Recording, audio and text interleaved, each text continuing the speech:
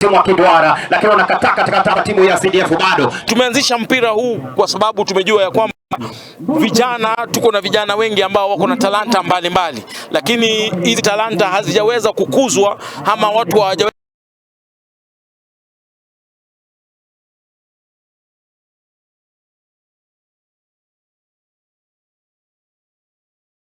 soka inalipa katika nchi zingine, hata hapa Kenya. So, tuko na holiday na vijana wako nje wengi sana. Tunataka vijana wajihusishe katika michezo haya ili wasiweze kujipata katika mambo ambayo hayatawasaidia kama ulevi ama katika hali mbaya ya maybe kuibaiba na vitu kama hizo. Kwa hivyo tunataka vijana wajiunge katika mchezo huu wa CDF na michezo mingine ili tuweze kukuza talanta. Kama Kenya tuko na talanta nyingi sana, na mnajua katika national government pesa zinatoka za kukuza talanta za mipira tofauti, football, basketball, rugby. Kona umeanzisha fupi, anakuja kuipeka jezi namba 14, tumia gulaka la kushoto, anapata kwenye kisanduku hatari, vipi alikuwa kesha tena kwa ndivyo